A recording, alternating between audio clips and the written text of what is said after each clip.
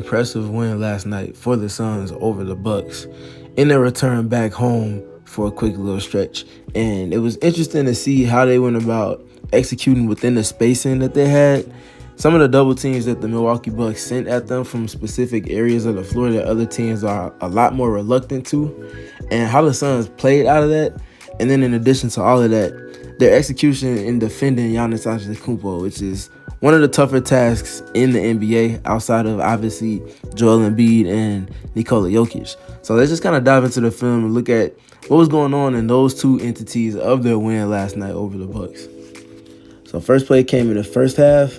Looking at the offensive side of the ball in this first segment of this film session, you're just looking at play kind of breaking down. Their spacing is definitely not good, as we see Devin Booker, Kevin Durant, and Jusuf Nurkic all almost within an arm's length of each other. And if it's that close to being able to touch others on the court, it's easier said than done. It's a lot easier for a defense to be able to guard you here. So you see Devin Booker come off. Robin Lopez does a good job taking away that angle. They do a good job kind of sussing through that defensively. And then this is what we really want to get to here. And it's looking at Devin Booker getting into the next action. So this spacing is bad here. You see them flowing to a next action. And it's not just getting it off of it and resetting, but how quickly are you getting into something else and generating another advantage as you get into the middle/late portions of the shot clock. See the pitch to Kevin Durant.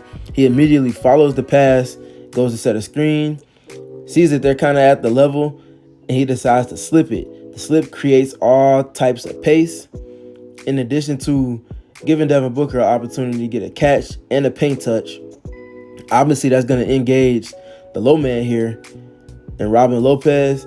The defensive dominoes are going to fall from there.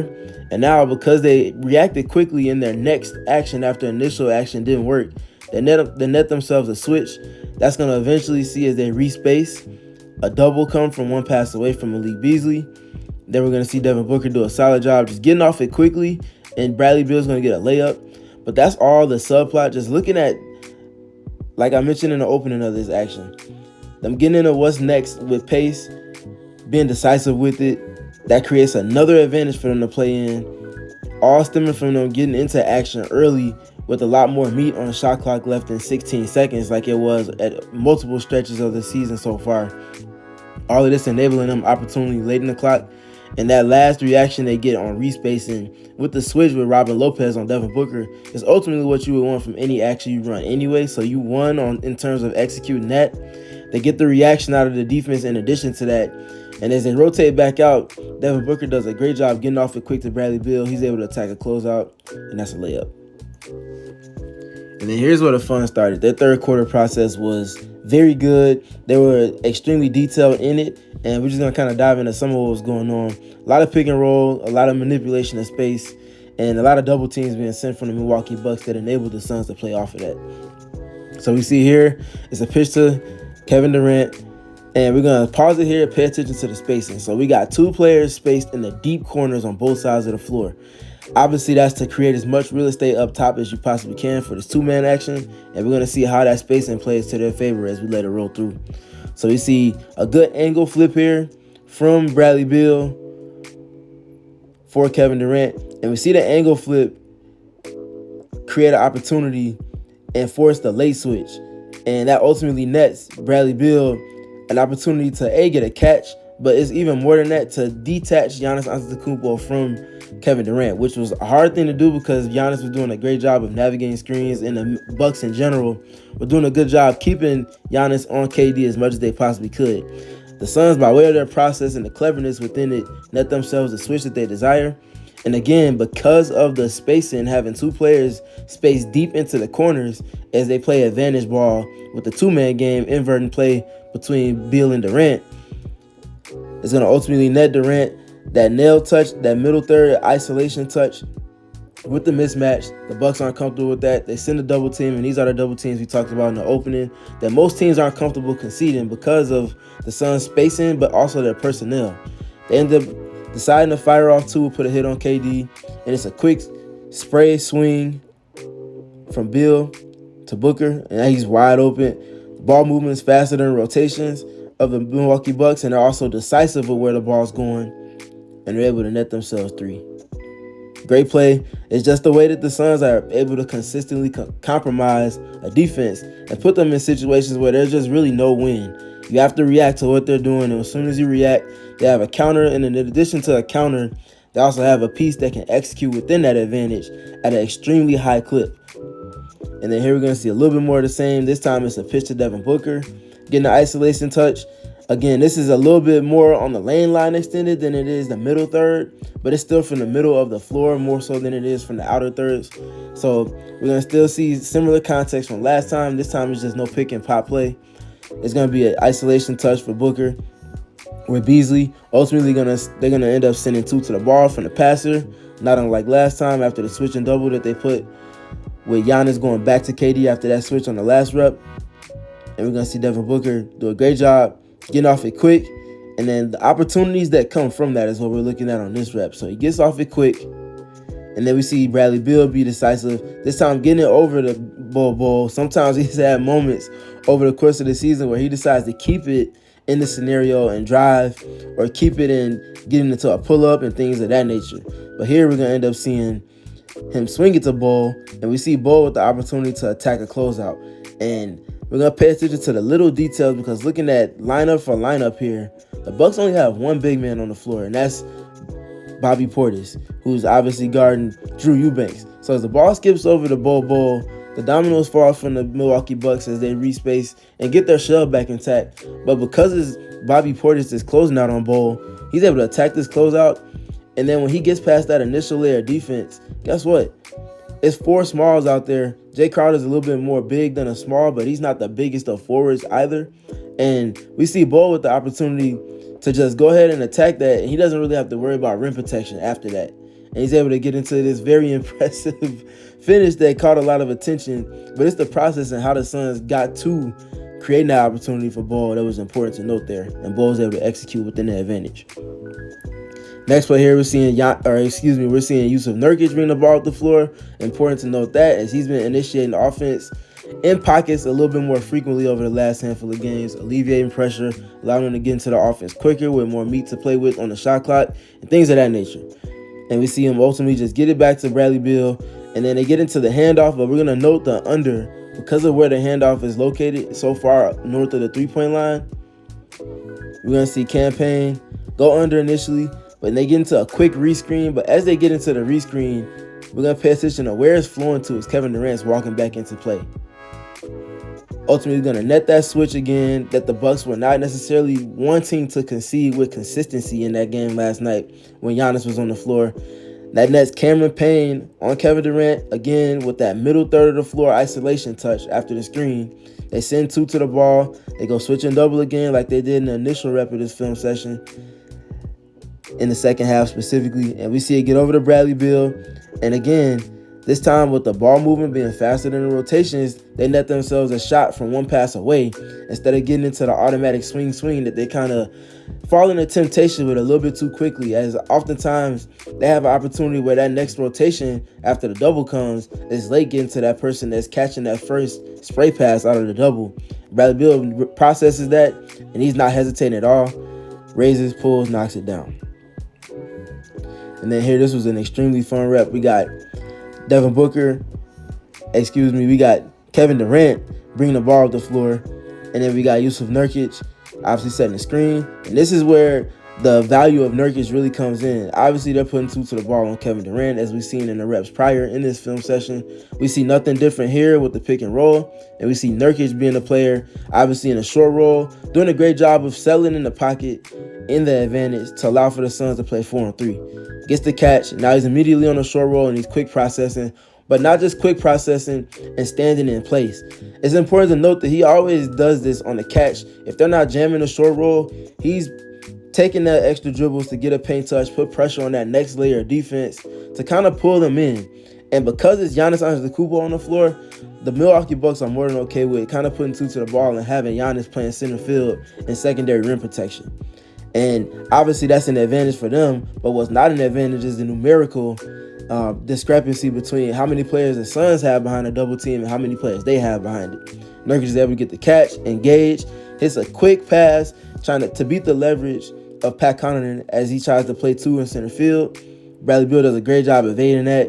And this is a situation where I was talking about where he's on the same side as Bowl within an advantage, not necessarily passing it to him as an automatic as we see with other Suns. And this obviously works in their favor this time, as he's able to beat the rotations with a little bit of a counterpunch, and that's a midi pull-up. Great play within the advantage from the Suns there. And then here we're gonna see on this next rep a little bit more fun. And this was maybe potentially my favorite rep, because this was the Suns taking the data that the Milwaukee Bucks were giving them over the course of the game, especially in the fourth quarter, and using it against them.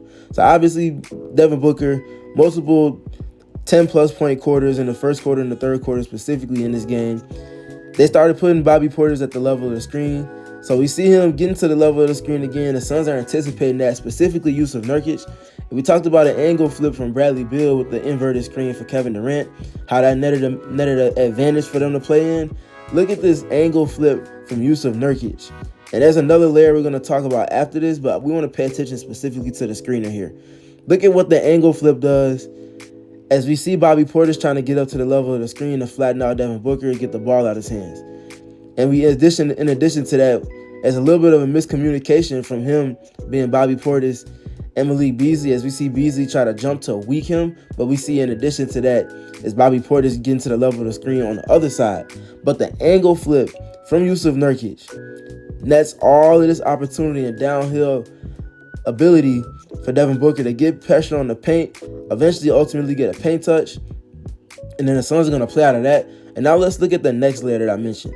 So in addition to seeing Jusuf Nurkic sprint in and then play with a counterpunch to get the angle flip to create an advantage for Devin Booker to get downhill, we see Bradley Beal trailing. It's almost kind of like Spain pick and roll, kind of making this a three-player action to where they're manipulating the rotations of the defense behind the pick and roll up top. And because of how they respace the floor, that nets an entire different type of advantage, as Giannis has to help over with all of the pressure that's getting put on the rim with this clever angle flip from Jusuf Nurkic. And that nets a full wide open opportunity for Bradley Beal on the respace. And that's going to see the dominoes fall even more so into the Suns' favor, because it's going to eventually go from inside out, paint to great, to swing Kevin Durant three, wide open, and that's cash. And now let's look at the defensive side of the floor, specifically with their play up against Giannis Antetokounmpo. So we see them getting Pat Connaughton downhill. You see a quick pitch to Giannis, and we see obviously that engages because he's going directly at Kevin Durant, which is what they want, creating separation on this pitch back to Giannis to create a driving lane, a second driving lane for Giannis to get downhill. They get into these actions quite often, and they work quite often because Giannis is arguably the best driver in the NBA right now. And we see just great help and great support from Jusuf Nurkic. And that's really what the game plan was for the Suns. Take away the initial look, load up and help. Take away the initial look and find ways to load up and help to ultimately get the ball out of his hands, and then you live with the results of rotations to players making plays outside him, especially with Damian Lillard not in this game, and eventually Chris Middleton either. And obviously that plays into the Suns' favor there. They get the stop. Now here's going to be a variation of the same type of action or same type of defensive strategy from the Suns, including this time Chris Middleton and Giannis before Chris Middleton ultimately left the game with an ankle injury. So you see them, and shout out the opposite baseline view, the 2K view. We love it. It gives a complete different perspective on everything going on the floor. And we see Giannis obviously setting the screen, getting to two-man with Chris Middleton on the angle screen. He slips it, ends up getting two to the ball. And then as we see it, the pocket pass going to Giannis from Chris Middleton. Watch how quickly the rest of the Suns load up and help on the help line to put up a wall and take away the rim from Giannis. Usually you only see like one player that steps across the help line, and depending on what team it is you're watching, it might be the player at the nail depending on who the shooter is, and also might be the low man depending on who you're watching play. But we see all three of Antetokounmpo all three of the Suns helpers coming off of their men and loading up the paint on Antetokounmpo. We get the strong corner loading up from Jusuf Nurkic, in addition to the weak side. And this is just the attention and the gravity that Giannis garners, and the Suns do an excellent job here early in the first quarter of doing just that, what they need to do in terms of walling up and making life difficult, making him navigate in tight quarters. Now we go to the third quarter here, and we see a lot more of the same, this time going on the perimeter. So we see a great job between Kevin Durant and Yusuf Nurkic not conceding that switch too soon. And then we see, obviously, in addition to that, Bradley Beal loading up at the nail to just show bodies. They just want to show bodies, condense the court. And then in addition to that, as he starts to get downhill on the opposite side of the floor, we see Grayson Allen do a great job being peeled in towards the nail and his help as well. And this is decent spacing for the Milwaukee Bucks. And they obviously would love for Giannis drives to be going towards whoever it is that's guarding Malik Beasley. Ultimately, it's going to get passed to him. And they do a good job rotating out. But obviously, they get the shot that they want in terms of somebody not named Giannis getting a shot in the paint. And they live with the result. Obviously, it's a gambit, especially with the way Malik Beasley is shooting the ball this season. But it's just kind of picking your poison. Would you rather Malik Beasley beat you and play the chances to that, or play to the chances of Giannis putting people in foul trouble in addition to scoring and putting points on the board? It's obviously a lot of give and take there, but you obviously would rather the former than the latter. And then here we see a lot more of the same. Again, it's not necessarily about the shot that comes from it, as they're going to end up fouling Jay Crowder on the next action from the Bucks, but taking away the initial action. And looking at this coming from a reserve unit with the Suns is even more important to note, as it's obviously Drew Eubanks that's guarding him. So they get a little bit of dummy action going on the first side. Cameron Payne sees the help getting loaded up a little bit, tries to give Giannis a bit of a runway to get into a stampede of sorts off the ball. And this is just a great job from Drew Eubanks, not over helping, and then also being able to slide and take away the initial angle. And again, he talked about guarding the first move and trusting that your help is going to be there on the second. Whereas Kevin Durant peeled in off of Bobby Portis right there, waiting for Giannis to turn over that other shoulder. As soon as he does that, Giannis recognizes it. Obviously, he loves to press circle and hit the spin move. KD's there in anticipation. Suns flatten out action, and they play from there. Last rep here, we're going to see. This was fun. I'm going to pause it here after we get into Giannis making his move. Great job on the inverted screen from Pat Connaughton with his angle flip to kind of take away the anticipation from the Suns. Trying to just create as much opportunity for Giannis to get downhill. But we're going to pause it here. Look at all of the help that the Suns are putting on Giannis here to flatten him out, to wall up, and keep him from getting deep paint touches off of the drive or off the catch. And this is great defense from the Suns here. Now they got to do a better job, specifically from Bol, as we see them play out of that. He got to do a better job getting out there quickly. You don't even want this pass to get there, especially late in the shot clock. Keep the ball in Pat Connaughton's hands, keep the ball in AJ Green's hands over there. And you want to let him be the person that's trying to create late in the shot clock instead of Pat Connaughton. Nonetheless, Bo's going to be solid with his rotation, and they're going to flatten out action again. And this is just kind of what stems from that. Because you don't take away this opportunity here on the skip after the initial pass out of the double or a triple or quadruple on Giannis, you want to take this pass away, and that's just kind of a next step type of layer to continue playing defense after you get an initial stop and flatten out initial actions. Bo has obviously had a very solid game yesterday for the Suns. This is just kind of a next step part in him being even better for this team and being more disruptive with his defense. Bucks going to end up getting a 3 there from Cameron Payne. But you can still see the process playing out for the Suns on both sides of the ball from the clips that we watched in this film session. Very impressive game from the Suns, something they can certainly build off of, and we're looking forward to seeing what comes next from this team in terms of their two-way processes.